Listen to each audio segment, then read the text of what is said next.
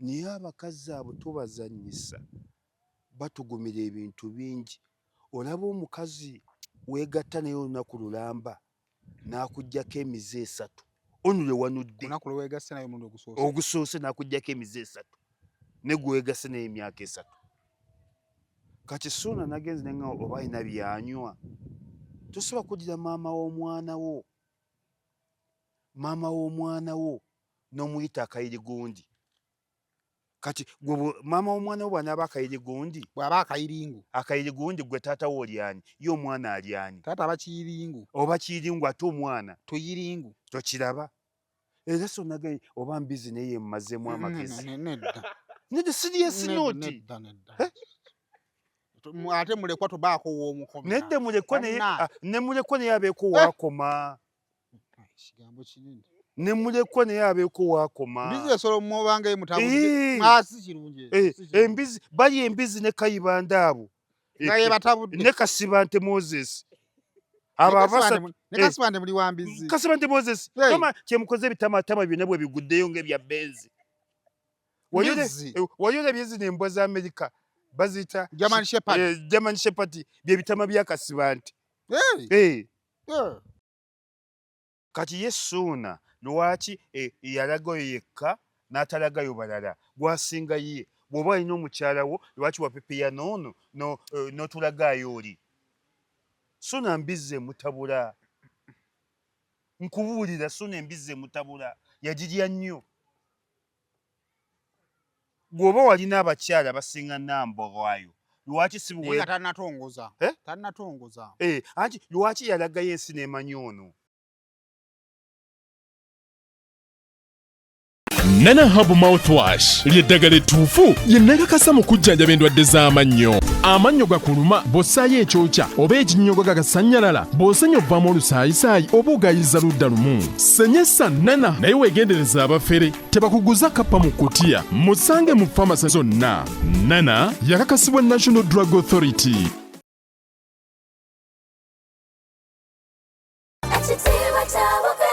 Omuzadde essomero wogenda okusomeseza omwana wo naawe weewuunya engeri gy'akyuka mu byenjigiriza ly'erya Brain Parents Day and Boarding Primary School erisangibwa e Bukalango. Ssomero lya bawala n'abalenzi okuli abava awaka n'ab'ekisulo nga liviira ddala ku nassale okutuukira ddala ku kibiina eky'omusanvu. Essomero lino lya mulembe nnyo nga lisangibwa mu kifo ekyagazisa omuyizi okusoma obulungi. Tulina ebibiina ebigazi ate nga birabika bulungi. Endabirira y'abayizi ey'omulembe n'ekifo we bajjanjabirwa omuli abasawo abakugu so nga n'abayizi balina tanka kwe banywa amazzi amayonjo. Dormitories zaffe enteeketeeke bulungi omutali mujjuzo, ebifo eby'enjawulo abaana we bazannyira awali n'ebyokwerinda ebinywevu. Tutumbula ebitone by'abaana okuyita mu by'emizannyo, katemba n'okuyimba nga tulina ne swimming pool abaana mwe bayigira okuwuga ssaako n'okubayigiriza emirimu egy'omutwe ng'okufumba. Emmotoka zo we ziri eziwerera ddala okutambuza abayizi ababava awaka. Brain Parents Day and Boarding Primary School lisangibwa Bukalango. Okumanya ebisingawo osobola okututuukirira ku nnamba z'essimu ez'owammanga.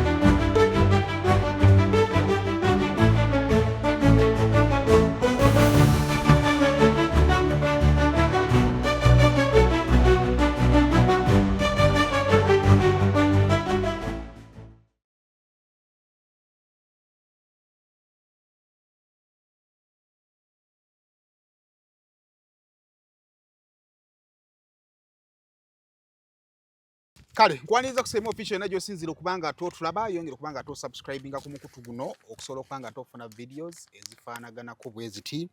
Nkwaniriza ku station ene ya Sunday gyembeeramu ne Isma mu mwezi guno omupya. Yes, buli Sunday linda episode yaffe ne Isma tuba tunyumya ku bulamu obwa bulijjo ate ne tugattamu n'ebitambula. Ntera mufuna nga tuli mu analysis naye ati wano nja mufunanga nga kiri a little bit personal, either yakirabako kyamugwako then tukikwasaganya n'obulamu obwa bulijjo. Naye nga njagala kwongera mugenda nga mbayozayoza okutuuka mu mwezi omupya. Welcome. Kale nga bwe tutuuse mu March njagala kuba nga mbategeeza nti African Canadian Foundation ekuleetedde second global conference era ng'eno eri ku substance abuse, addiction, suicide ne mental resilience era nga ya mwaka gwa 2025. Tugamba tugenda kubeera awo ku 237 Scaville Street Toronto era nga tugenda kubeera ku M5A ne 3G1 anyway details ojja zimanya nga bamaze okuwa invite.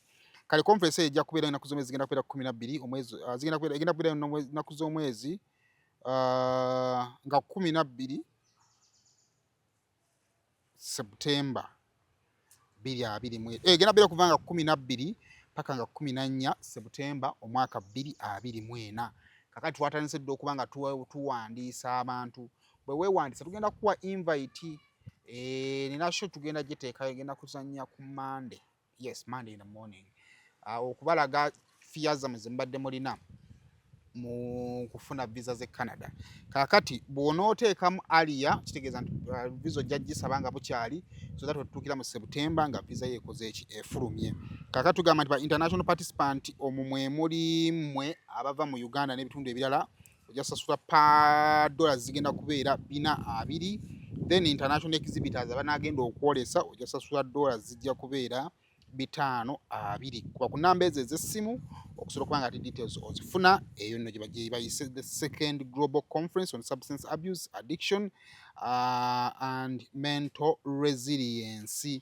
Kale ate awo nga tuvuddewo njagala okuba nga ate nkutegeezaako ne ku conference endala. Conference eno bagiyise the 5th annual GYBF Expo oba Global Business Expo era nga naye egenda kubeera Toronto ngenda kusoma zigenda kubeera 24 paka nga 25. Kakati eri esooka yebwe oyagala kukuguka mu drugs, enkozesa ya drugs, oyambye otya abali mu drug abuse nebifaanagana ku ebityo. Kakati mwate aba business eno esobola nayo okuba nga ate ekugattako. Kakati oba oyagala okuba nga ate ofuna invitation genda ku simu ku namba eyo gyolaba ku screen okusobola okuba nga ate ofuna invitation wadde nga invite yaabwe eriko wagguluko. Bw'oba naye bagambye akayinjawulo kweno esaazi ne mu 7:50 naye bw'obanga wa applying nga ne batakuwa visa bagenda kusalirako eddendo za 280 awo naye era osobola okubeera nga ate oyitamu ogende ate olabeko ku bintu ebipya sinakindi osobola n'okugamba nti nedda kansigale mbeeko ebirala emikisi gyange gyengezesa. Nana Herbal Mouthwash amannyo gakuluma oli ya sayidi emu ebyokyo ebinyogo bisannyalaza amannyogo Nana ajja kuba nga ate akuyambako.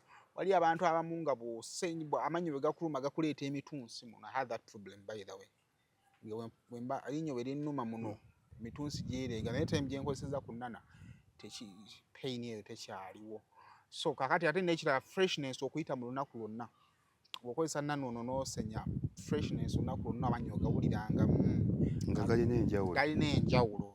Kakati ate singa oba osobola n'okufuna ate w'osenyezaako ati mu makkati mu lunaku olwo ate freshness ojja kumala nayo olunaku lulamba. Kale genda mu drug shops, mu supermarkets ne mu pharmacies okubeera nga tomufuna. Abava ebweru w'eggwanga osobola okumutuma omuntu n'amukuleetera oba n'ogenda mu bifo awali bannayuganda we batundira ebintu n'obeera nga twefunira Nana. Mbaaniriza ogamba otya Isma? Yenjiseefu ogamba otya seefu? Sigamba wiiki egenze etya? Wiiki twayingidde ekisiibo tukitandise olwaleero mwebale kukikwasaganya era nkubiriza buli musiraamu w'oli kino kya nnaku 3 ate ekya Mwami Museveni kya myaka 4. Ffe omanyi mu Uganda tusiba ebisibo 2 tusiba ekya Mwami Museveni n'ekino ekya Allah. Naye ggwe olaba obadde osiba ekya Mwami Museveni emyaka 4 tekiriimu mpeera n'ekino ekya Allah ekirimu ku mpeera. Bw'osiiba empeera egenda kujjira bwe kiri n'emikisa buli kimu kyonna kigonza na buli kimu kyonna. N'olwekyo bannange tunyiikire tusiibe ate bwe tunaakivaamu tudde mu kya Mwami Museveni. Tuva mu kisiibo mudda mu kisiibo. Kuba Mwami Museveni atusanga tuli ekyemisana n'ekyeggulo. Ne kati gundi wira bwe nakuyita Patrick sayima abantu bali ebikomando. Tugenda lwala endwadde z'okwesiba embuto. Abantu bali ebikomando ate biri mu basajja n'abawala abanyirira abo bakampasa. Abantu bali ebikomando bane ebyenda by'Abannayuganda gye bujja bijja kwesala nga wagana kuzimbayo ddwaliro girongoose ku byenda. Tujja tutuuka kututakulanga nti nte wokinta nte bwe erya nnyo ne bagitakula n'efulumye ebintu ne babisikayo onda baba olumba biyisiza mu kamwa. Neba n'ebikomando bisusse. Abantu speed kubalira ebikomando yeewunyisa. Mpitirivu nnyo. Abantu bali ebikomando. N'abawala abanyirira. N'abebbeeyi. N'abatali babbeeyi. Bane ebikomando babyatu byafuuse kompalusale mu ggwanga. Anti munaye byebyangu. Ebikomando Chapati enaku zino Seremeke eri ku nusu 10. Kati Chapati 2 bakyasasuza ebijanjaalo. Tebabisasuza. Kati Chapati 2 n'ebijanjaalo byo. Ze 1000 ezo. Eze 2000. Emmere ey'e2000. Ekyalabika e Kampala lupozi ng'oguze muwogo n'ogulirako ebijanjaalo. Era tekyalabikayo teriiyo.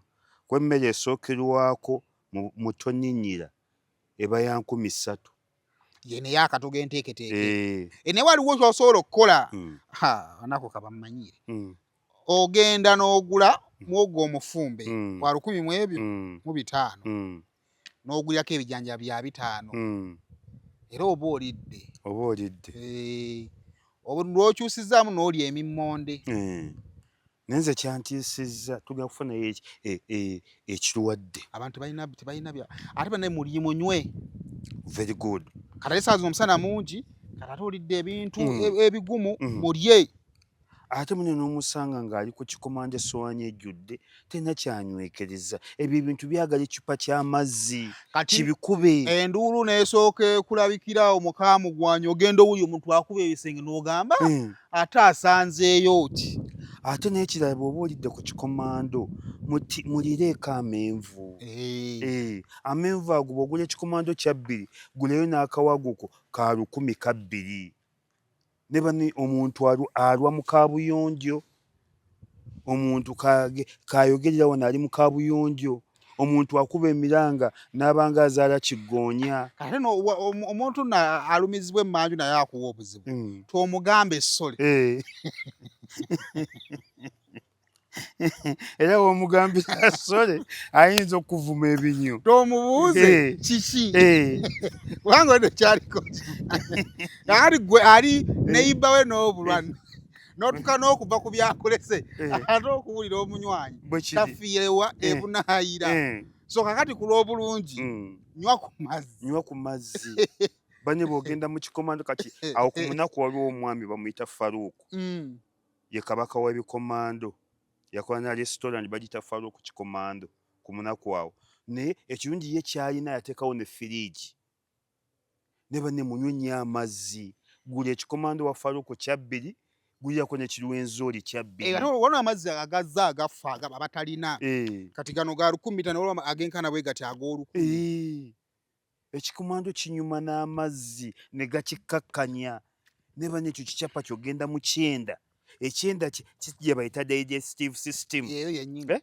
Digestive system. Kyagala ebintu ebigonda kuba ekyo ekyenda ne bwoddayo mu digestive system okyaba kyetooloola bwetooloozi nga nsi. Kigenda kyezinga. Kati senga ekikomando kijja ne kiremera wano obwo buzibu. Ate naye ekirala bannaaye era ne wooba olya mumire. Bannaye ba Lawrence tebamirira tebagaaya manya mugaaye. Kyekikulisa Chapati nga tozigaayize kikumiza obubiza. Bamira bumizi. Ekyo kibi nnyo. Nti bw'otagaayamu okutamangu. Nedda kibi nnyo. Ekintu kyonna kyonna ekiyita mu kamwa. Kyova olaba Katonda yali mugezi nnyo. Olina okigaaya. N'okigaaya. Ne bane ebyokumira obumizi mubiveeko ogwo mululu. Ebyenda bijja kwesiba. Mujja gaana okufuluma. Ekyo Chapati kijja kgenda digestive system ekyenda kitambula nga kinnawolovu. Kitambula kyejjira bwekiti. Kitambula kyewetaawetamu bwekityo. Kati ekyenda ekikomando kiyinza okugaanira wano. Wakati wano. Kati n'olwekyo Katonda yakola ekyenda nga kyetooloola bwekityo. Digestive system. Nga kyetooloola bwekityo. Kati ekyenda ekyo bane mukibalirire. Mujja tuleetera obuzibu. Abavubuka kale ate ffe tuli mu kwogera ku Chapati 2. N'osanga omuvubuka wakati ate abakavubuka. Bane olyote Chapati ey'olukumi ennaku zino n'olya Chapati 5. Munne nange nkirabo wa Faruku awo Kikomando. Chapati 5 ozimba. Chapati bana abavubuka okulya si kwa mpaka. Ate okulya ennyo ate enjala lwesinga n'okkuluma. Genda ewa Faruku chapati 2 zimala. N'okutuuka wa Faruku nti mpa chapati 5. Bane mujja kufiira bwereere. Omuntu ajja kuva wa Faruku awo ku Kikomando agwe wansi. Kati waliwo ne Kasubi bakiyita kawuulu. Kawuulu bane kawuulu alina abantu. Oli obo musajja mulogo. Ali Kasubi awo alina branch nga 8. Lawrence ozimanyi ng'oseka nnyo. Kawuulu omumanyi. Nawe gy'olya. Ne Lawrence kubiriza oli mwana muto. Olidde chapati gigaaye. Chapati ya kawuulu nayo yakabi nnyo. Abaana bamusimbira layini. Maama alina branch nga 6 mu Kasubi awo. N'obo musajja mulogo. Oba duwaze nnyingi bamusimbye layini. Pikipiki ne zijjawo ne zisimba. Abantu ne basimba. Abawala abanyiri. Wali abaana ba university. Ekibeera wa Kawuulu. N'abaana abeeru obasangawo. N'abeeru. Ate bano abaana abeeru baagala ebikomando. Oba abaddugavu tebabyagala. Nyenzi buli wensanga ebikomando osanga obaana abeeru. Abeeru bagudde bugwi mutindo. Tebakyalina abagambako. Beekankanye emabegakaawo. Kati ekyokwira engeri gye babacupulamu. Kati ate mubeeru waliwo abeeyerusa. Balimu ebicupuli bingi. Kati ate abantu bazze nnyo mu baddugavu. Munnange abaana abaddugavu bamenyedde likodi. Olwo omusanga ku Kikomando. Ne bano abeeru. Oyinza okujja n'olwozi oba ayitawo buyisi. Oba wakesisazze kulambula. Akigulanga ataakigule. Bwe kiri eno bw'amiima. Ali ku iPhone ye bwagula Ekikomando. Nsalira 2. N'essimu giwe ebbeeyi. Ekyokubiri ate bw'oba onaasaba Ekikomando tokisabira mu mpalo. Olina chapati. Zinsalire. Kati ate nteeramu ebijanjaalo. Gamba njagala Kikomando. Full stop. Kigwe. Kweyongereyo. Ne bano abaana abawala mutuswaza naddala mu abeeru. Mwafuuse ekizibu ku bikomando. Mwayisewo mwalikomye. Essimu okutta ya bbeeyi. Ate essimu gireke eyo. Ne essimu ey'ebbeeyi ogenda okusaba Ekikomando. Kiba kyesitaza. Banange enjala. Enjala gireke. Naye oba tebakola. Oba si bafumbo. Ate ompadde akantu ako esayimu. Abaana abeeru baagala ebikomando. Ayinza okujja n'olwozi oba wakesisa zikwata buyonjo.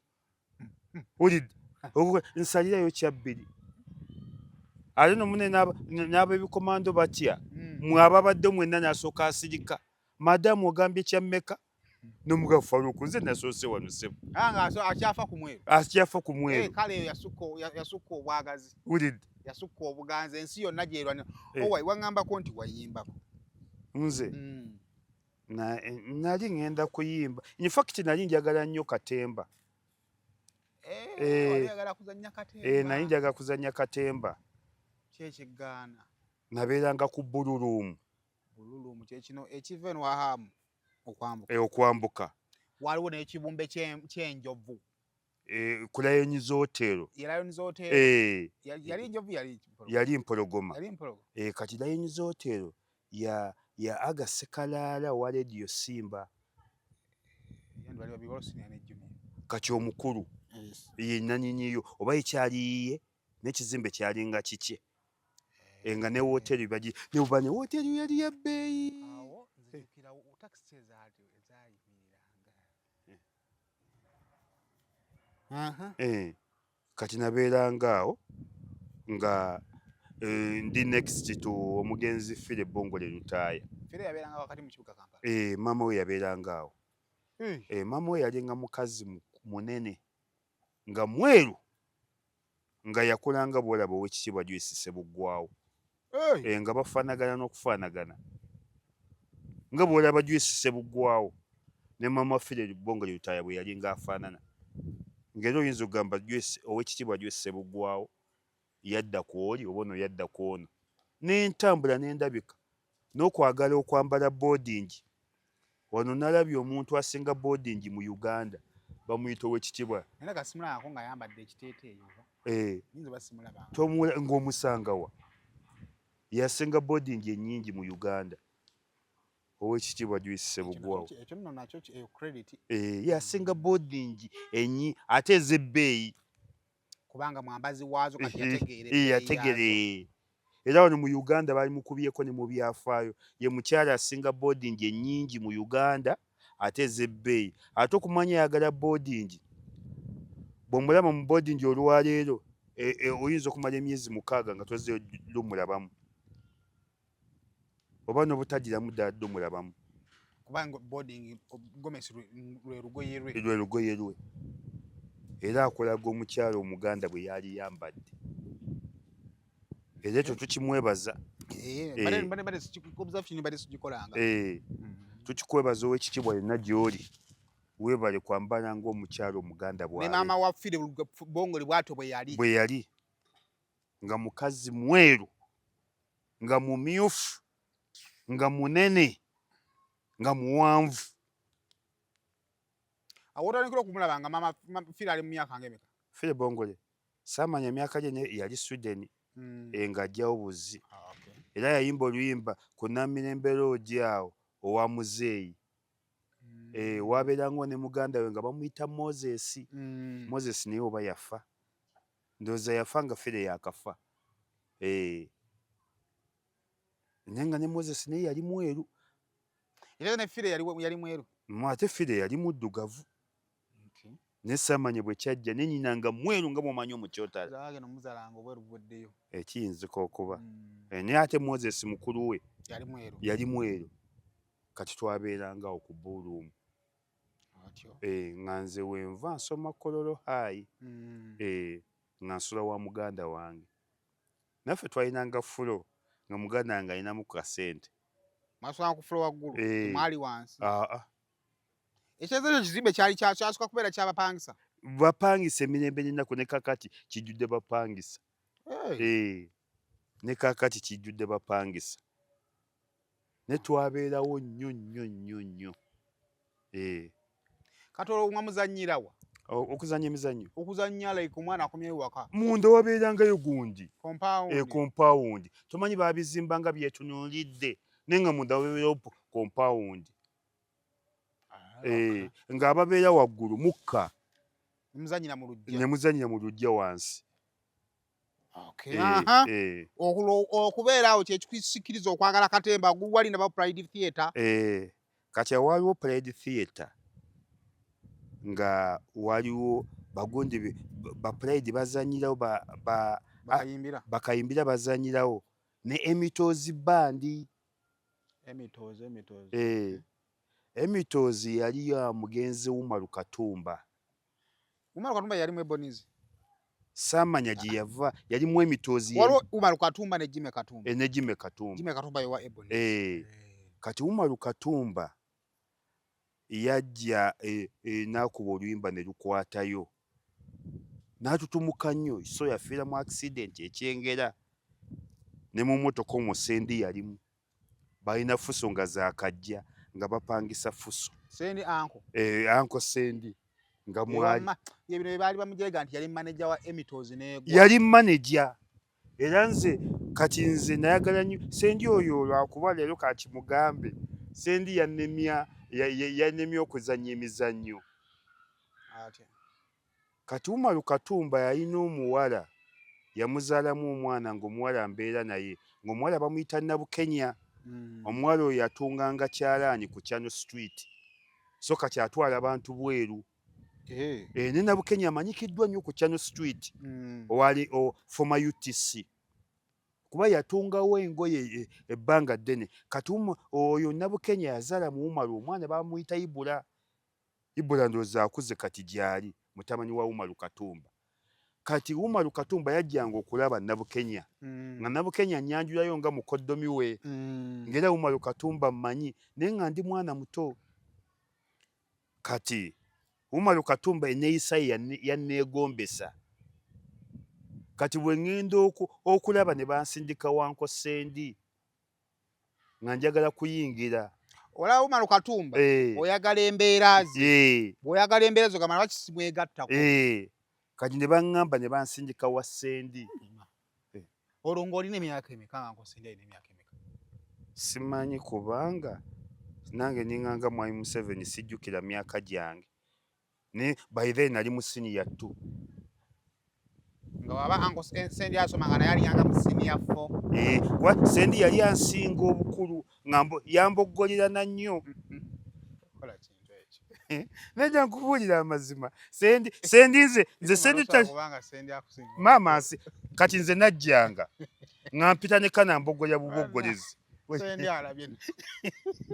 Najja mazima. Sendi era nga namujukiza story. Nenyumya emboozi kasita bituufu. Sendi nga tagwa bugalubindi ng'ate mukambwe ne kati mukambwe mbadde manyi yakendeezaamu ne kati mukambwe nga Sendi yalina alugezigezi owedda Sendi oga nti olugezigezi lutandise kati ne kati kwate wali gwe stage manager mu Uganda talina lugezigezi n'amalako. Sendi yantambuzanga ebyo yagamba ojja bwe kigwe ndi bize tojja kundaba ddayo bwamboggolye yekana akavubuka yekano ka student nga tamanyi nalinnya era kata tajjukira ndi yali yamboggolera nnyo ateeka okunzijukira yamboggolera nnyo yantawaanya nnyo mpozi kyemwebazaako kimu bwamboggolera n'antawaanya neeyongerayo okusoma kuba abakumpa wero coming nali nkomye mu senior 2 ekirezo okuyingira eno wali omaliridde okuva mu kusoma then yali yakikolanga muzadde Sendi yali yeematira nnyo. Sendi yali yeematira nnyo. Naye kyansinga okumanya mu kimu mu bintu by'endonge. Tewali gwe baazika maanyi. N'ataba na lugezigezi. Nze abaana bannyumizaako awedde akandondero bwe kaabeerera ak'amaanyi. Bunga Male Musa yasunsula abagenda okukola ki. Naye ng'ojja n'omugamba kati nze gundi tusemegera. Agala kuzannya biki.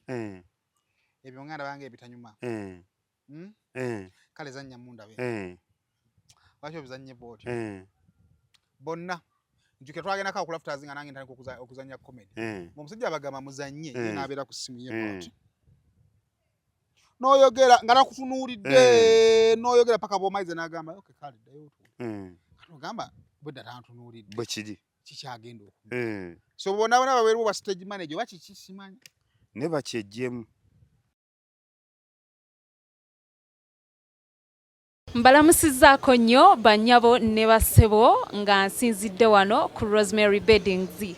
Ate nga Rosemary Beddings esangibwa wano e Kasubi ku Bitaala. Rosemary Beddings nga ffenno twakuguka mu kisenge. Era ng'omukyala yenna ali eyo okukubiriza leka kuyingira kisenge nga nawe kennyini bwe weetunuulako teweesanyusa wabula nga teffe tulina obunayiti obulungi nga bannaye ne munno bwakutunuulako naye bannange awulira nga azzeemu amaanyi. Abaami nammwe tulina obwammwe leka kusuula ng'omusota ng'ate wano eno tulina nights ennungi eri ez'abaami n'ebintu bingi nnyo bye tulina wano ku Rosemary Beddings. Ky'oba okola ennamba eri ku screen kw'oba okuba oba tusindikira ekifaananyi ku WhatsApp kyonna ky'oba weetaaze ate nga tuderivaringa Uganda wide wonna w'oba tugenda kuba nga tukutuusaako eby'omulembe eby'omutindo okuva mu Rosemary Beddings. Nze okujjako kye nafuna mu Sendi kyemwebazaako nti nayongerako wadde saatuka makerere nayongerako ne yambonyaabonya nnyo ng'aboggola mukambwe bw'agaakomawo leero ate bwodda ate ndi bize ate tojja kundaba ate muve mu maaso ate biki olwo n'omaliza ng'endongo ekulemye ng'endongo ennemye naye yannema lwa Sendi awo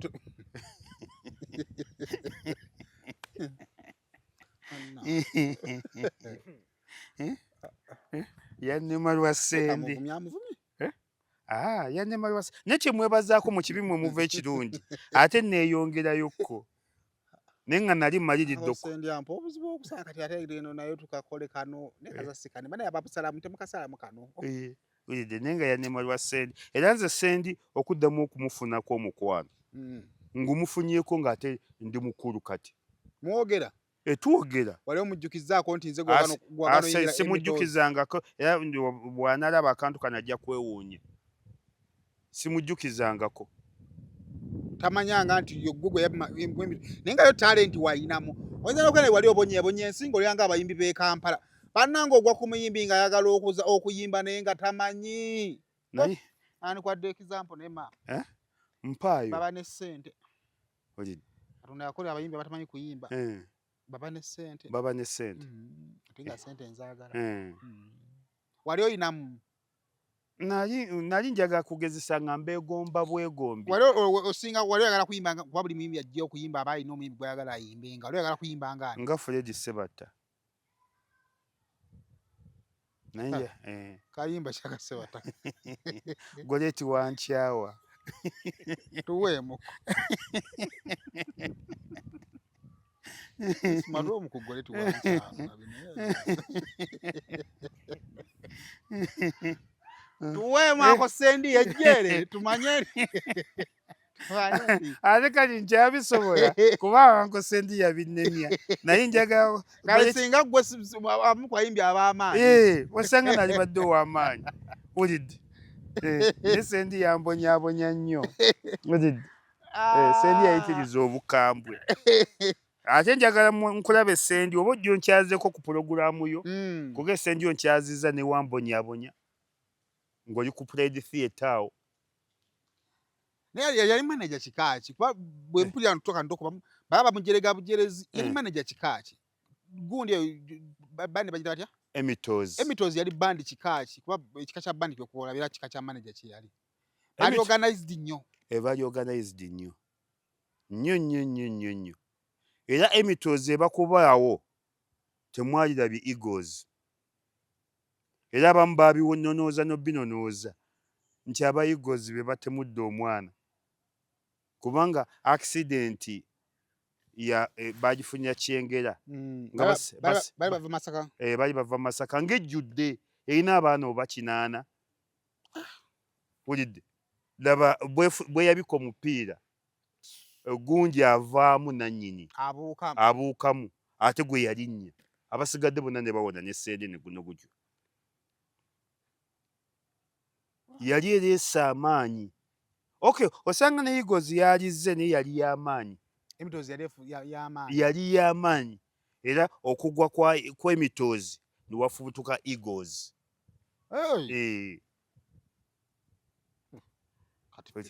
Kati byo tetwabimanya.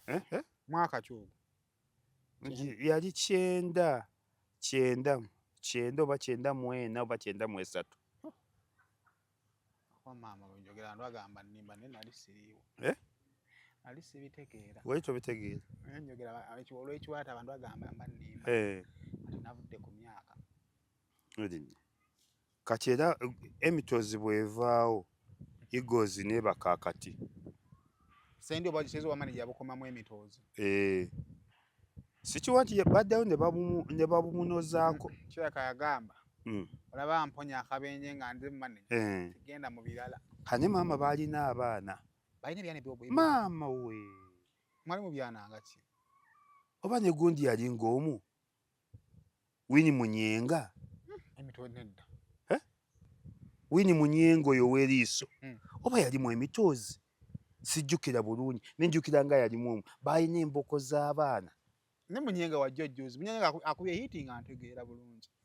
Hiti ya saasira nze mwana w'abandi goleka mu kirokyo ya 2 ndowooza 2 nga 6 27. Nekyo gamba. Naye nga yali muwala muto. Yali muwala muto. Naye lwakuba yali shoti. Simanyi saamulabako naye yalina eriiso bannaye. Naye nga mumpi muzibu. Ye yalagawa. Oba ali mu Amerika. Yalina eriiso teryagenda kuddayo kulifuna wano. Bannaye nga kitunula. Ng'alina eriiso liri wano abantu ababadde n'amaaso Winnie Munyenga ne Dr. Kizza Besigye. Gundi pesa yalina nti yalina maaso. Ani? Banonje. Anva nno nti yalina maaso. Ne Winnie Munyenga. Muyenga. Simanyi Munyenga. Munyenga. Winnie Munyenga. Winnie Munyenga. Owa, eyo tuveeyo. Onaagenda maaso n'onnyumiza. Wiiki eno. Ensonga za Ssuuna zaddamu. N'oŋŋamba Saimo naye nze siri musanyufu na Ssuuna. Naye ate nga gwagala toli musanyufu na Ssuuna abasajja bonna bali mabega waani wa Ssuuna. Nze nayawukanye naye. Nkugamba tunaa tukola show yaffe ya Sande ojja kumbuulira ensonga zo. Lwaki toli musanyufu na Ssuuna? Lwaki siri musanyufu na Ssuuna? Ssuuna aleese amaalo mu musango guno. ate Ssuuna si yasoose okugwa ku bizibu ebyo. Ffe tunyiga biwundu twabigwako dda. Ssuuna bibiri. Tosobola kuddira mukazi gwe weebaseeko emyaka 3 nga musula mu buliri bwe bumu. Olaba n'olunaku olumu omuwa ekitiibwa n'omuyita kanyenyenkole akayirigundi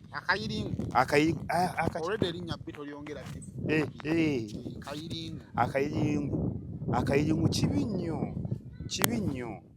Omuntu ne bw'oba mwegasse olunaku lumu mulekere ekitiibwa kye, kubanga oyo omukazi nga yavuddeyo ayinza okutaakaka ensi n'enyiwa Ssuuna.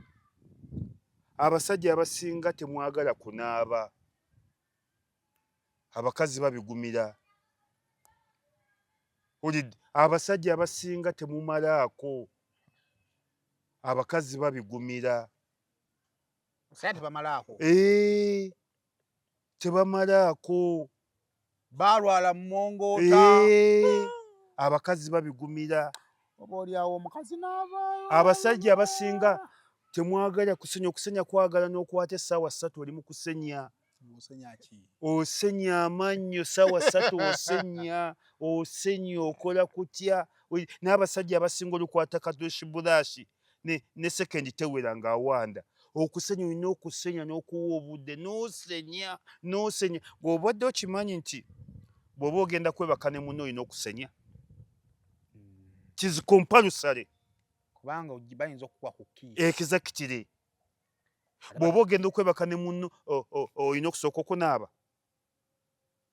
N'abasajja abasinga ava omusana si gwe guno ogwaka, ava n'ogusana gwe gwonna jangu wano. Sooka otuukire mu kinaabiro. Banne laava ewooma nga mwenna muli bayonjo. Abasajja banaabeko. Laava ewooma nga mwenna muli bayonjo. Nga muno tomutya. Laava ewooma nga muno tomutya. Ng'otukula wenna. Singa otukulako wamu naye ng'otukula wenna. Abasajja abasinga mu kunaaba naabirayo sekendi 2. Okunaaba kuwa obudde. Weekuute mwenna. Okunaaba kwagala essaawa 2. Nkubuulira amazima. Saa 2 nga nkuuta ki? Kuuta. Mu nkoowa muno okuutemu. Sekendi emu. Naawe sekendi emu. Sekendi emu ewaawa. Ne wano okuutemu. Nina tatange yaziyitanga mbalakaso. Naye n'Amerika gye yaweze naye okuuteyo. Funa ekyangwe. Okuuta owa Amerika. Waliwo abalina kino ekiwanvu. Okikwata eno n'eno waggulu n'ofuga bw'oti. Ne maama ng'oba weefiiridde. Nene nkubuulira. Wulidde. Amerika gye yaweze Trump gye yatumyeko obuyambi. Okuuteyo bulungi. Obukyafu obulala buleme kusanga bukyafu bunnaabwo. Naye abakazi abo tubazannyisa. Batugumira ebintu bingi. Olaba omukazi weegatta naye olunaku lulamba n'akuggyako emize 3. Ono lwe wanudde. Olunaku lwe weegasse naye omuntu ogusoose. Ogusoose n'akuggyako emize 3. Ne gwe weegasse naye emyaka 3. Kati Ssuuna nagenze nenga oba alina byanywa. Tosobola kuddira maama w'omwana wo n'omuyita akayirigundi. Kati maama w'omwana wo bw'anaaba akayirigundi. Bw'aba akayiringu. Akayirigundi gwe taata wo olyani? Ye omwana alyani? Taata aba kiyiringu. Oba kiyiringu ate omwana? Tuyiringu. Tokiraba? Era so nagaye oba mbizi naye yemmazeemu amagezi. Nedda serious note. Ate mulekwa tobaako w'omukomi. Nedda mulekwa naye abeeko waakoma. Kigambo kinene. Ne mulekwa naye abeeko waakoma. Mbizi esolo mwobanga emutabude. Mwasi kirungi. Embizi bali embizi ne Kayibanda abo. Nga ye batabudde. Ne Kasibante Moses. Ne Kasibante muli wa mbizi. Kasibante Moses. Kama kyemukoze ebitamatama byonna bwe biguddeyo ng'ebya benzi. Wayole byezi n'embwa za Amerika. Bazita German Shepherd. German Shepherd bye bitama bya Kasibante. ebitama byakasiba nti biringanga German Shepherd. Abo abasatu batunyiza embizzi. Nera ne bw'otandika batojja jjiya kakati okukunyiwa n'obutakunyiwa. Nedda balimba embizzi egenda boonoona. Kati maama w'omwana oba mukyamu asigala maama w'omwana ne mwamukozeeko effujjo mu lumbe. Ebyokukola bikubuze buli okwata akazindaalo nja kufa n'akayiri gundi. Si gw'osoose okuzimba ate si gw'osembyeyo. Naye Ismail era bakwagiranga ogenda bana batono abasajja nga banyiivu bakoya abakazi abatubba. Ffe ebyo twabituukako dda. Nze gw'olaba twalinako ennyumba. Nze ennyumba gye nasooka okuzimba mu Kampala nagizimba ku Lubaga Road. Era ku Lubaga Road bammanyi nnyo ne Namirembe LC1 opposite ekikuba ekigenda ku musajja alumbwa. Maama wange yatuzaala abaana 7. Bali gye yasooka obbazaala yabazaala mu bagagga beereere. Taata waabwe yalinga ddereeva nga avuga bayindi n'agula ekizimbe. Bw'agula ekizimbe ne banguzaako ne nzimbawo rooms 4. Bana akakyeba kamu emyaka 2 ne batukasukira ebintu webweru. Polisi yaffe nnyo ne bakiwa ne garage. Wali oyiika nnamba nga beegasse ne chairman baali bamwitaagizuwa. Omusajja yafa n'okufa mu ngwa mulamuze Bukambwe. N'omusajja yava nga Kiboga nga koti bulooka nakyo kyafa n'okufa nakyo mu ngwa kiramuze Bukambwe. Ne batubba nti lwaki tumaze ettaka eryo nga tetwakola transfer. Nga batuvunaana lwaki tukozeseza amanya g'abakitaabwe Yesu twagula n'endagaano tuzirina ne lwaki tetwakola transfer. Omwangu ettaka ku bataata baabwe. Nene mutakola transfer. Kuteeka mu mannya gaffe. Ne tusigala nga tukosa ag'abali. Ne tetwaguma. Nze ne ngwako ku kizibu ekirala. Omukazi yantwalako ennyumba. Omukazi yakutwalako ku nnyumba yise. Kyajja kiti. Nga wayise abasajja be batutteko amaka. Nga wayise abasajja ate abakazi bajooga basereebu. Ba radio presenter. Bannamizannyo abasinga basula mu ziroogi. Nga nakumenyedde basereebu batutteko amaka okwata ku mutwe. Abakazi kuba amanyi tojja kuleekaana. Okyogenda mu mawulire. Gwokimanyi nti abakazi basereebu abasinga oba naye bakuba. Babakuba n'ewaka. Babakuba n'ewaka. Omukazi nakkuba. Nakkuba. Sayimo galamira wano. Ng'ano mbeera mu kamera ne ŋŋamba abantu oyassa maki yeyo yassa maki. Ne tusaba byogerera wakaawo. Banna abakazi bafuga. Bwe ntuuka eka nkodeka mutube. Abakazi bafuga basereebu. Abakazi bafuga basereebu. Era buli wopaala ngenda kuyita ab'amawulire. Ngenda kuyita Seguya. Ngenda byogera. Basereebu bali ku maggwa. Era nga twakoze gw'ojja mpiteyoko olw'Essande nkolere basereebu abali ewaka babonaabona. Gw'olaba ono omusajja bambi atali mulungi nnyo. Bambi si yakula obulungi ennyo. Ono ensi yaleeta. Kireva gye. Olaba ne musajja. Kireva gye ye bambi kye yakola. Baafuna obuzibu n'omukazi. N'amulekera ennyumba n'ekyali kiruma omukazi. Ate alaba omusajja takyamukombako. Naye ate wansi mu godown gy'asula abavuka be bayingirayo. Kate abavayo nga ababigula. Abanga omusajja ali ku bya America. Yava mu kinaabiro ali mu ttooyi.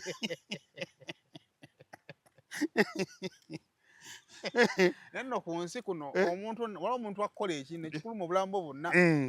Omukazi n'akukyawa ate n'adda ku mukazi munne. Oba omusajja n'akukyawa n'akuzzaako omusajja. Gwe Sayimo totya buki kwogera bapulizenta. Ne bapulizenta bali mu maziga.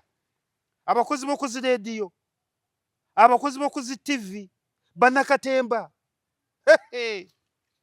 Gwe ojja ompa olukusa.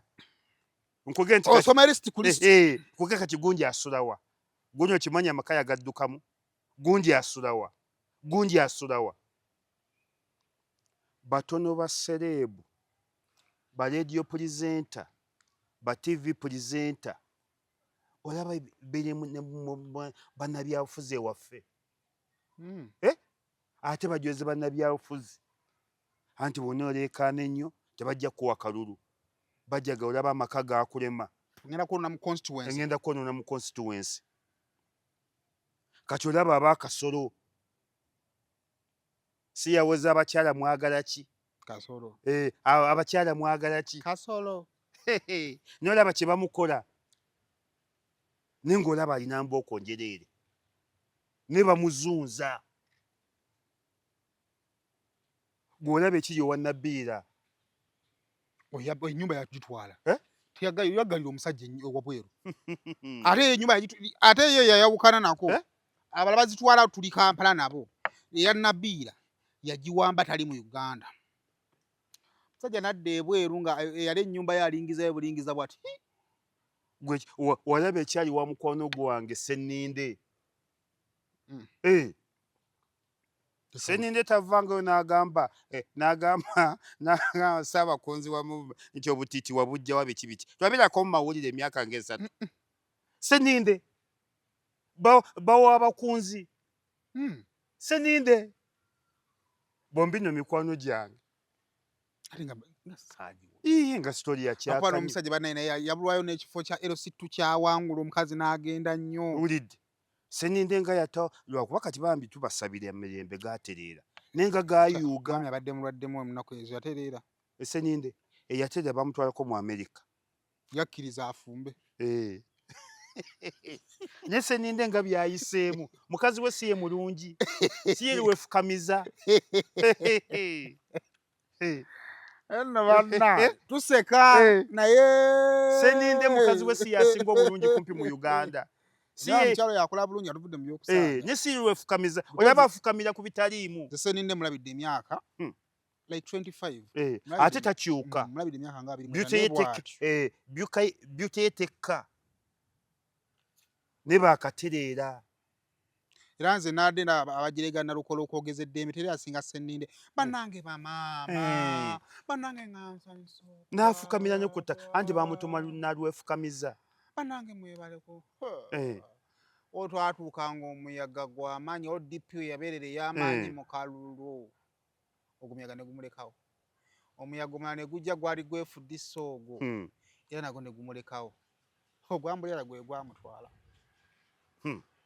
gw'ozanyisa maka wano n'ag'abakiyingi baali bagakuumye nago ganya we gayuugako so mu byonna bottom line gyogezaako kukulaga nti abantu mu maka balina ebizibu Suuna si gwe obisoose angale kiyinza okuba ekya Suuna naye twogedde example ze tuwadde byawukanamu Suuna ekibi kye oba ewaabwe babadde banaku bazibu era ye yeekoleredde obulamu bwe yabukoleredde naye ekintu akite ate n'omukazi amuwa ekitiibwa ennyumba ey'obukadde 5 erekekawo ennyumba ey'obukadde 5 omugenzi Swaiman Kiggundu Mungu amusaasire baamutwalako ebizimbe by'e Katwe ne bamutwalako ebizimbe by'e Kampala Road ne bamutwalako ebizimbe by'e mu Kenya ne bamutwalako ebizimbe bye mu East Africa ne Tanzania ne babirumba n'ebweru famire ye teriiwo wava munno bajja ne bamukuba mpola mpola taliiwo Sembule Steel Mills yina bazimba company mpya Sembule gye bazimba nga bamwebazaaki bazimbawo kiki ekyawo simanyi nange nkyaba bakubawo ebibaati bali mu kuzimbawo kikampani kinene olidde abantu bazze babatwalako ebintu gwe nno ofunye omukisa gavumenti si yebitutte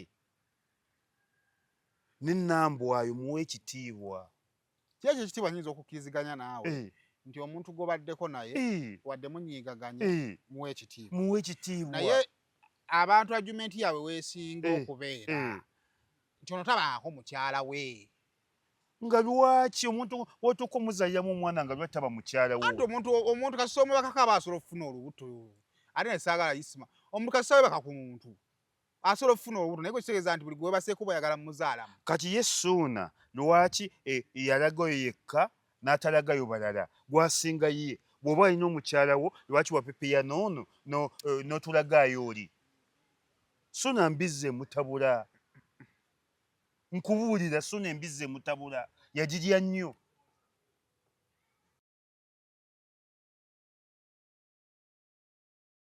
Nana Hub Mouthwash ly'eddagala ettuufu lye neekakasa mu kujjanjaba endwadde z'amannyo. Amannyo gakuluma bw'ossaayo ekyokya oba ekinnyogo gagasannyalala bw'osenya ovaamu olusaayisaayi oba ogayiza ludda lumu. Senyesa Nana naye weegendereza abafere tebakuguza kappa mu kutiya. Musange mu famasi zonna. Nana yakakasibwa National Drug Authority.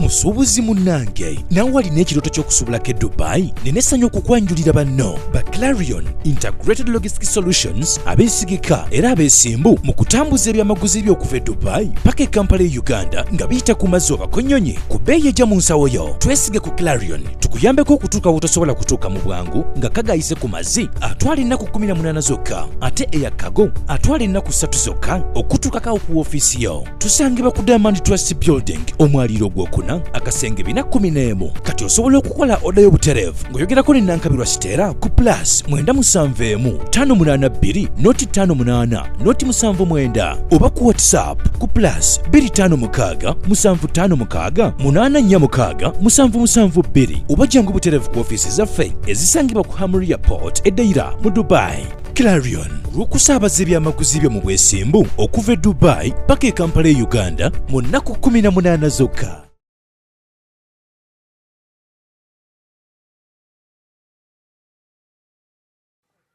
Gwoba walina abakyala basinga Nambobwayo lwaki sibuwe tannatongoza tannatongoza anti lwaki yalagayo ensi n'emanyi ono ate abakazi buli mukazi ekimusangawo kyokola naye oba omukazi asobola okusanga oyagala kugenda kugula mmotoka n'omugamba genda onzigireyo sente mu bbanka aba acontributinze anti ate ne Ssuuna yakola amalo n'abasajja bakikomi. Nze nalinako omukazi ne mutwala ye Buloba nga sente weeziri omukazi n'agaanayo n'aŋŋambe Buloba ekizibere ffa maama wagenza okulaba n'ompisa e Masanafu n'ompisa e Bulenga paka eno yonna Buloba wayagadde kunkwekena anaabeera empozi onoobeereyo wekka ne sente zonna zanzigwako nga sina kyenkozeemu. N'abasajja mujje amaalo omukazi mulage kiwedde ate abakazi mubeeyo n'ebyammwe bimwesirikira. Zimba ennyumba 2 emu gimulage emu togimulage emu girage ennyoko. Abasajja mulina nnyo amaalo tuba nti abakazi bababbye nnyo n'okubajooga buli kimu. Zina omusajja omulala neiba wange akola mazzi naye omukazi amujooga olukomu n'amuwa sente zonna z'akoze nga nzikuwangaani gwe Haji Lubanja oli kitange maama wange lwakuba ali mitwetwe yeebasa Mungu amunsaasire nga nzikuwangaani. Omusajja olukomo zonna enkeera yamuwa ne transport kwanaagenda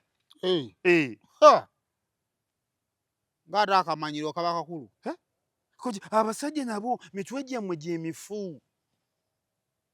Yesu omukazi oba oyagala muteresa 2 naawe weeterekera 3 tomuwa zonna ne olukomo zonna maama nkoze zino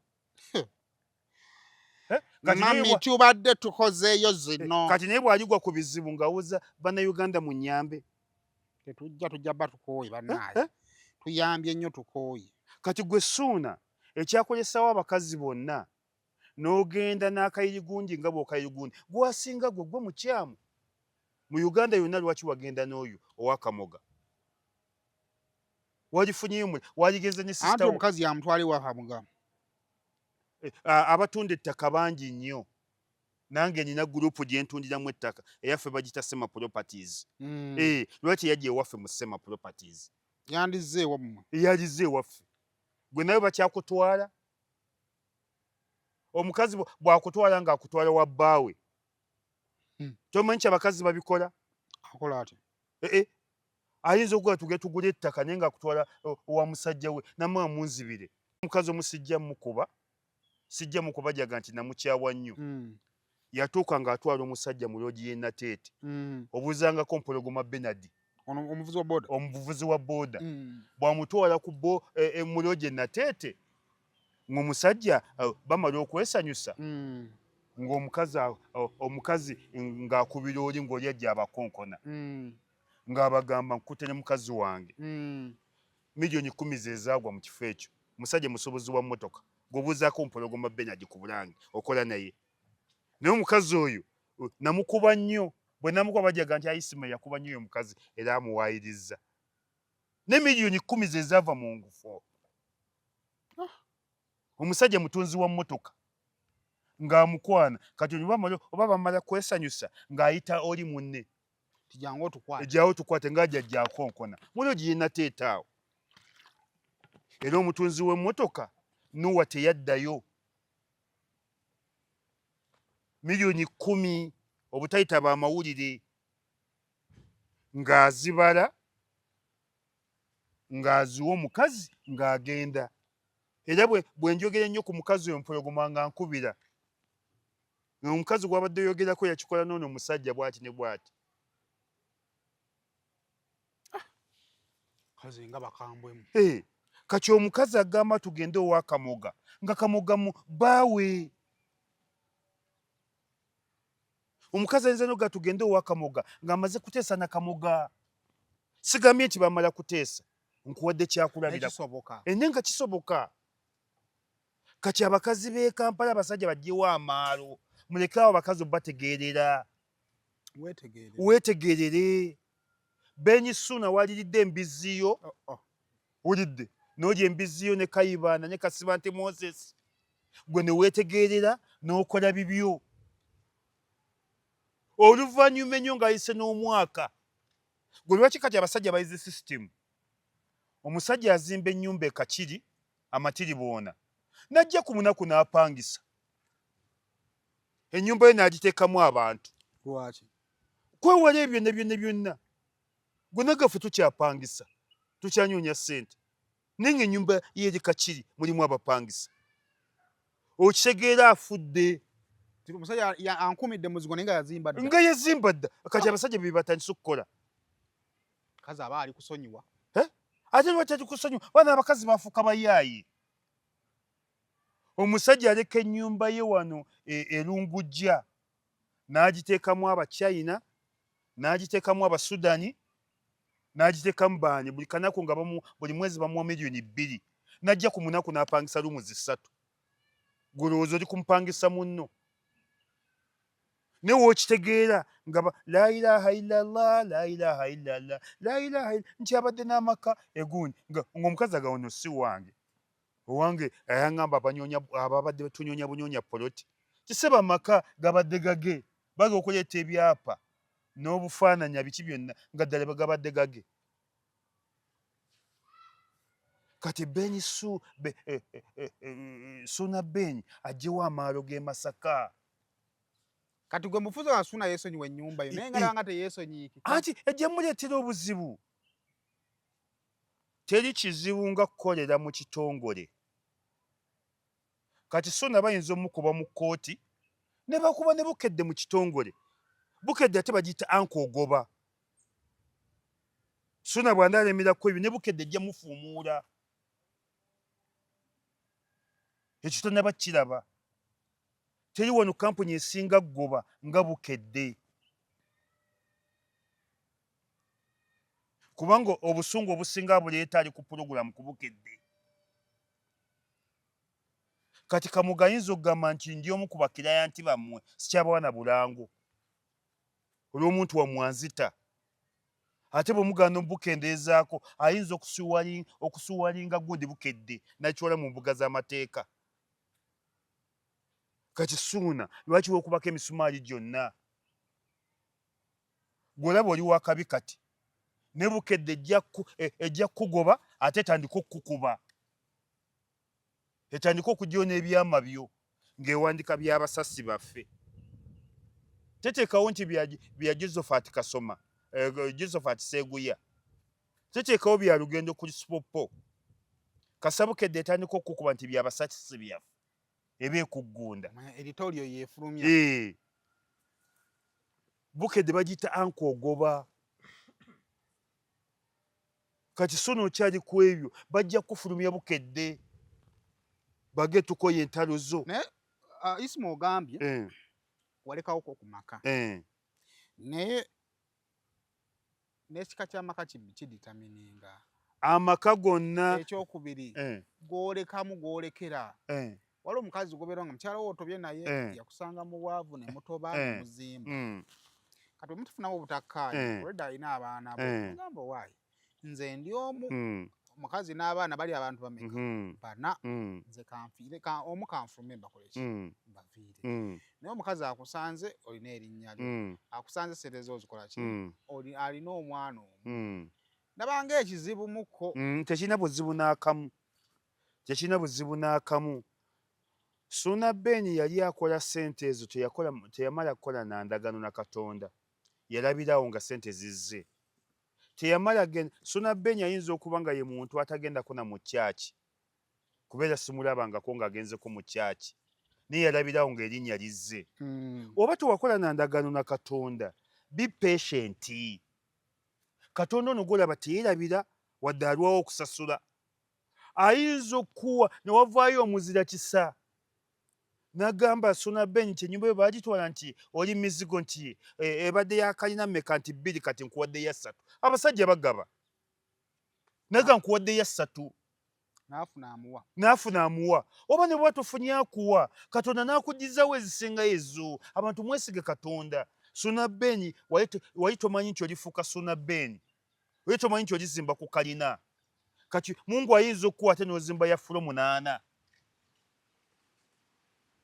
negweleka kuyimba kalina yange ng'ate ebintu Kamoga namuwuliddeko kodi yemu naga Suna Ben atankuula empola nina byenji okuleeta atansasulire ng'ate yabikola nina byenji okuleeta kati ne Kamoga naye sifala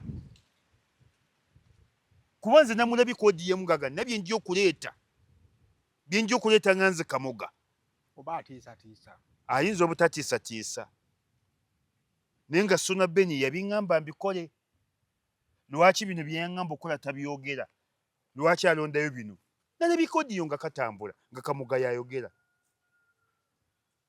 olutalo lulimu ebintu bibiri lujja kusuulako omu oba baagala oba tebaagala luyinza okusuula Kamoga nga bwolaba Walukagga bwe yasuula Samuna ekyo nange nkikkiriza walina obbaawo waliwo ajja singa balwana kuba Samuna kati ne bakutuma ekizigo kya Samuna naye nga baava ku Walukagga kati olutalo olwo luyinza okufiiramu Kamoga oba okufiiramu Suuna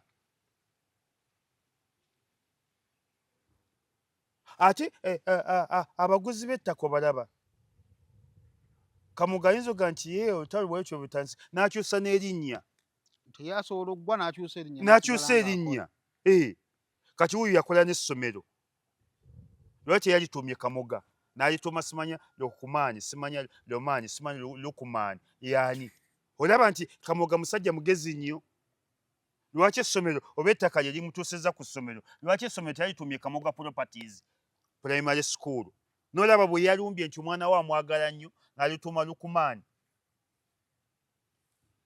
nze nalabako omukubi w'abasimu omu baali bamuyita kansala Ssekidde mu Ndeeba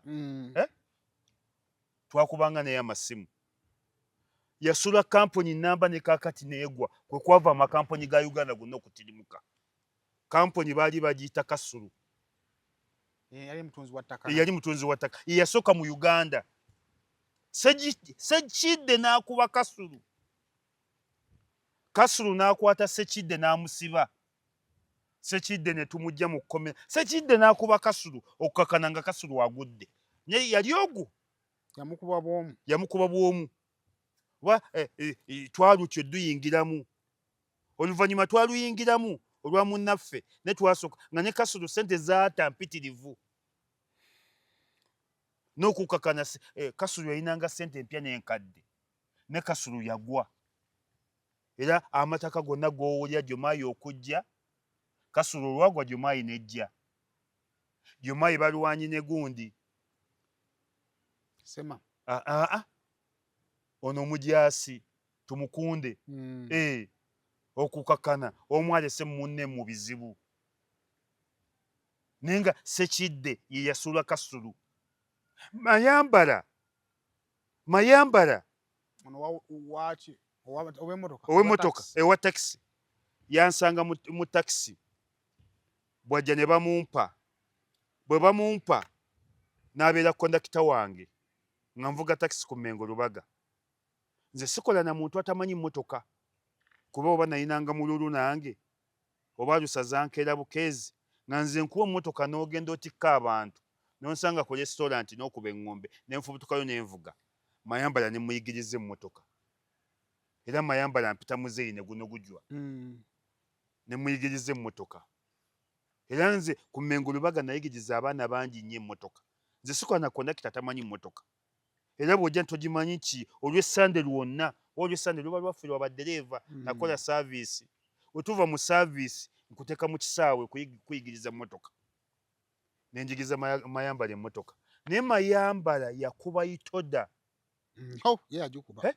Itoda yamala emyaka 3 mu buyinza ne ssente ne Mayambala ow'ebigere yagikuba ekigwo yafunamu ku ssente yafunafunamu bwatyo kati Abaganda bwe baalugerera nti akamegge enjovu kenkana wa. Kati Ssuuna ayinza okukuba Kamoga n'omuntu bw'omukuba nawe obulamu bwo obusigala obubalirira omuntu ayinza gagwe wankuba nti nawe tojja kubeerayo ku nsi ate obutakkiriza kubeera mu bwavu yekka. Awo Ssuuna ebyonna byonna tabimanyi yali mu kulya mbizzi ze. Kyembizzi okyogedde nnyo. Ssuuna osobola okukuba Kamoga ne Kamoga ayinza oga sijja kufa nange nzekka tufa ffembi kuba Kamoga si yayita Ssuuna okujja okugula ettaka. Nze nkugambye ndi omu ku batunzi b'ettaka ndi omu ku bakozi ba Sema Properties. Olwaki waffe teyajja? Lwaki mu Jomaiti yagendayo? Lwaki Babi Kiraka teyagendayo? Lwaki Mbanjovu Estate teyagendayo? Lwaki Mutabula Enasana teyagendayo? Abatunzi b'ettaka kati bawera 180. Lwaki yagenda wa Kamoga? Ekyo natwe kibuuza. Lwaki Nambwayi yagenda wa Kamoga? Gwe yali amanyiiko, gwe yali akolaganyeeko naye. Kati Ssuuna weebereremu, bino si byakulya mbizzi. Bino byakwebereramu. Wa Ssuuna ali mu dayinema. Bukedde essaayo nejja kugoba Ssuuna. Ate Bukedde emale omugoba ate etandika okukuba. Egiyo n'obuziina bwo. Ate Kamoga essaayo yonna yonna ayinza okutwala mu mbuga z'amateeka.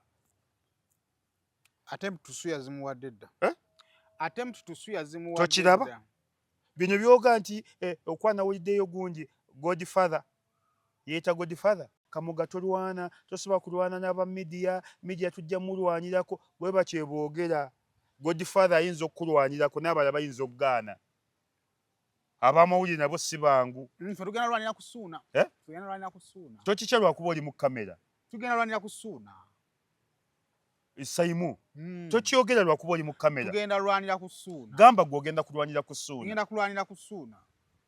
Ne abamuli temuli bangu. Tugenda kwanguwa. Tugenda kwanguwa. Munasookera ku Ssuuna. Nga bwe mwali mulwanidde kwani. Ssuuna tugenda mulwanirako. Walukagga nga mwamuleka mu buzibu. Yamala n'avaayo. Ate ffe ab'ebyobufuzi ffe twalwanira Walukagga ne mu kkooti ffe twaliyo. N'abayimbi baaliyo. N'abayimbi baali. Yavaayo n'agenda ku biiki y'e Busaabala. Kubanga abayimbi banne yali muyimbi. Baali balina kuba bayimbi banne. Ne Ssuuna genda kundaga okufuna ssente ezo. Bw'oba wazisaba Katonda w'abalamu teyeebaka. Ffe ne mu busiraamu tugamba Katonda teyeebaka, Katonda tasumagira, Katonda tawummula, Katonda takoowa. Ate Katonda abeera buli wamu wonna w'omwagalira. Ddamu osabe Katonda.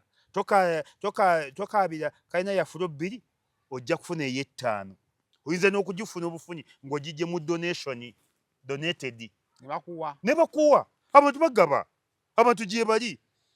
Kale isa. Njala tumalirize. Nenze kyenkusaba Ssuuna. Kamoga mwesonyiwe.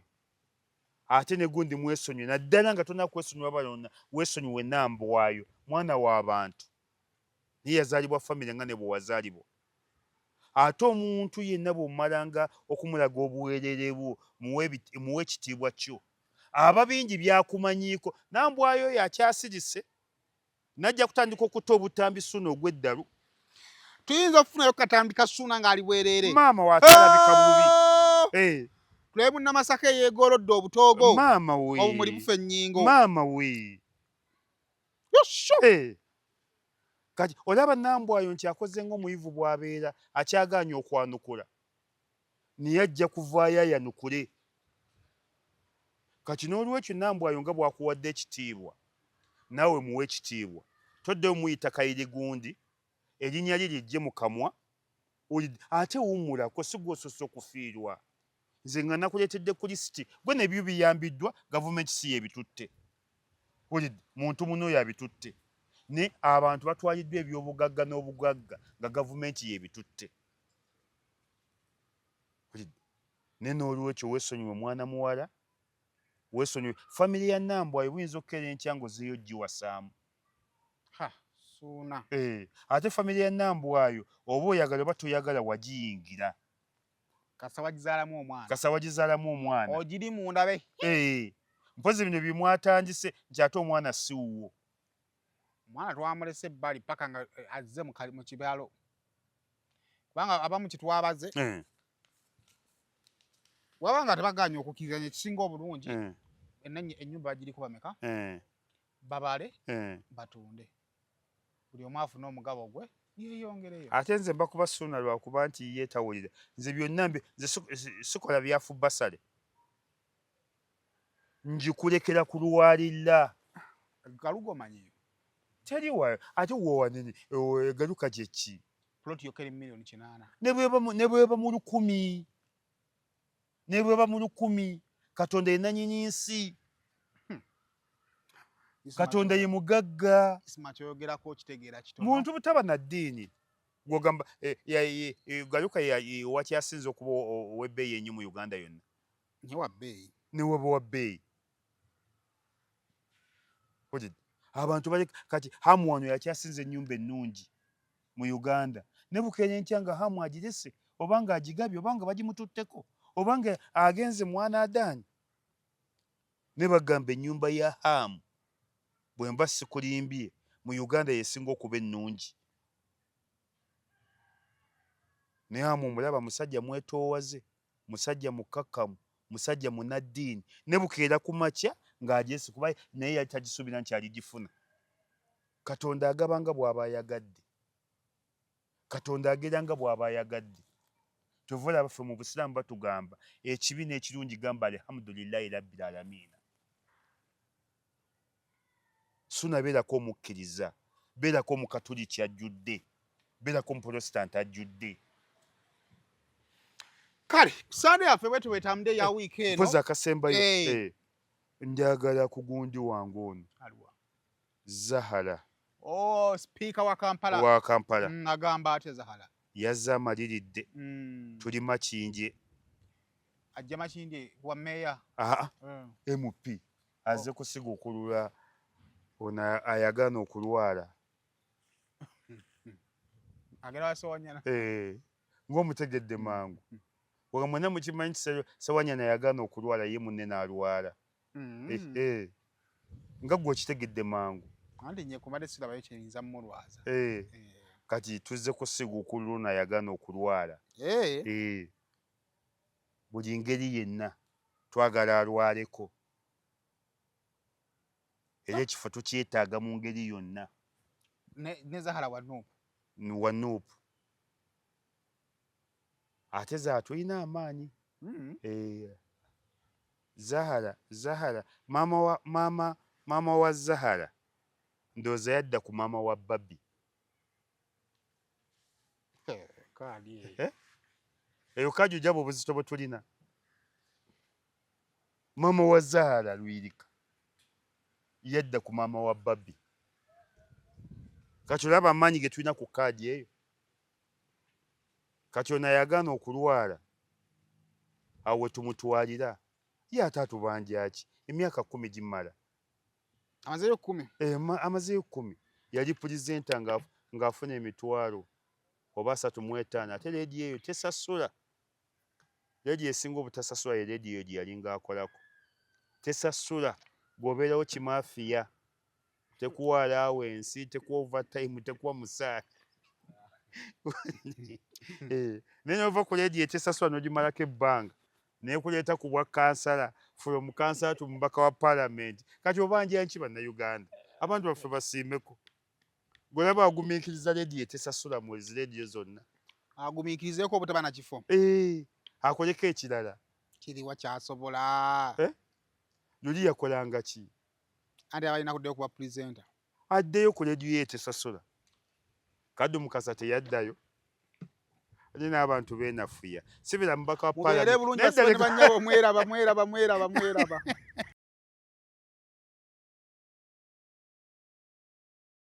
Nana Hub Mouthwash ly'eddagala ettuufu lye nnakakasa mu kujjanjaba endwadde z'amannyo. Amannyo gakuluma bw'ossaayo ekyokya oba ekinnyogo gagasannyalala bw'osenya ovaamu olusaayisaayi oba ogayiza ludda lumu. Senyesa Nana naye weegendereza abafere tebakuguza kappa mu kkutiya musange mu famasi zonna. Nana yakakasibwa National Drug Authority.